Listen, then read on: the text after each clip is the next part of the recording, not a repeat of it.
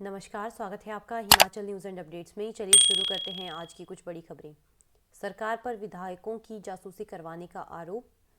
विधानसभा budget सत्र के दूसरे दिन सदन में एक नया खुलासा कांग्रेस विधायक दल के नेता मुकेश अग्निहोत्री ने किया।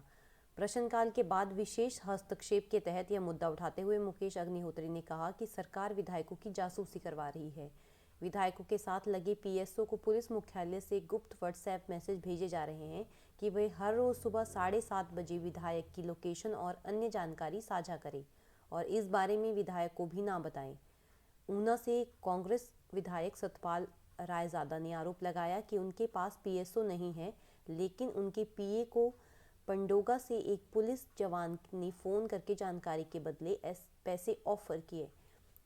मुकेश अग्निहोत्री ने मांग की कि पुलिस में जिस भी अधिकारी ने इस तरह की कोशिश की है उसे सस्पेंड किया जाए। सदन में वह इस खुलासे से मुख्यमंत्री को भी बड़ी हैरानी हुई और उन्होंने अधिकारी दीर्घा में बैठे अफसरों से इस बारे में सवाल पूछा। उसके बाद पुलिस से जवाब तलबी की गई।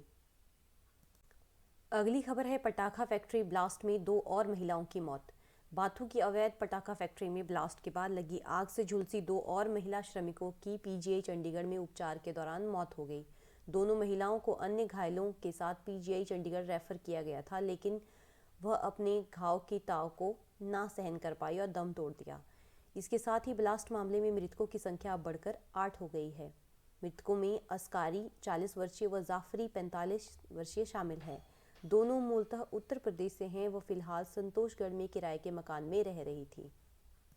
अगली खबर है समिति सुलझाएगी डॉक्टरों की दिक्कतें। मुख्यमंत्री जयराम ठाकुर के हस्तक्षेप के बाद डॉक्टरों की मांगों पर एक कमेटी का गठन किया गया है। यह कमेटी स्वास्थ्य सचिव की अध्यक्षता में बनाई गई है। इस कमेटी में 12 लोग शामिल हैं। इसमें 5 मेडिकल ऑफिसर संघ के प्रतिनिधि भी शामिल है। कमेटी को 2 महीने के अंदर रिपोर्ट सरकार को सौंपनी होगी।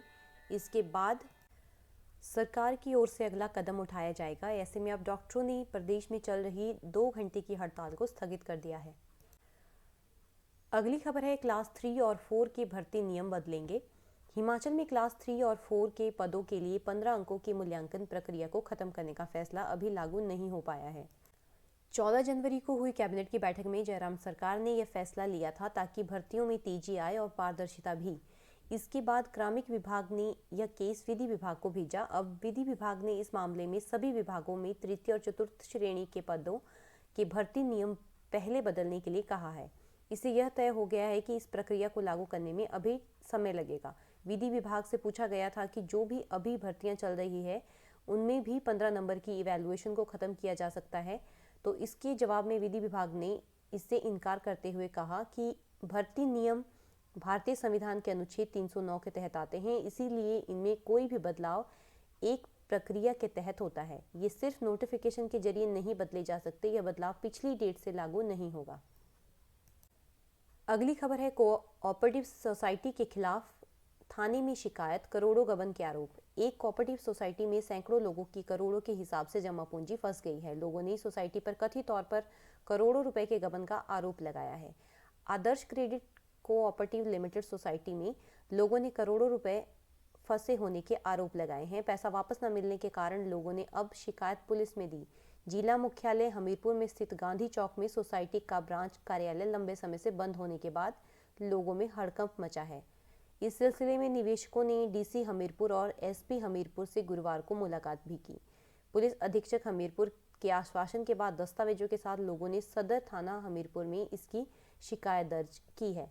सोसाइटी में निवेश करने वाले लोगों का कहना है कि हमीरपुर जिला में 400 से अधिक लोगों ने करोड़ों रुपए इस सोसाइटी में लघु बचत के नाम पर निवेश किए हैं।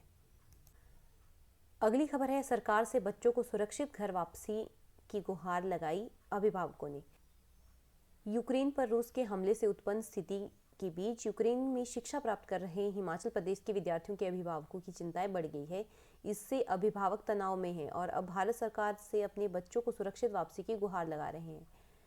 इन विद्यार्थियों को कीव में एकत्रित कर वहां से लवीव ले जाया जा रहा है। भारतीय छात्र छात्राओं के समूह को कीव से सुरक्षित ठिकाने पर एकत्रित किया गया है, जहां से अब उन्हें सड़क मार्ग से लवीव में किसी सुरक्षित ठिकाने पर पहुंचाने की कवायद चल रही है।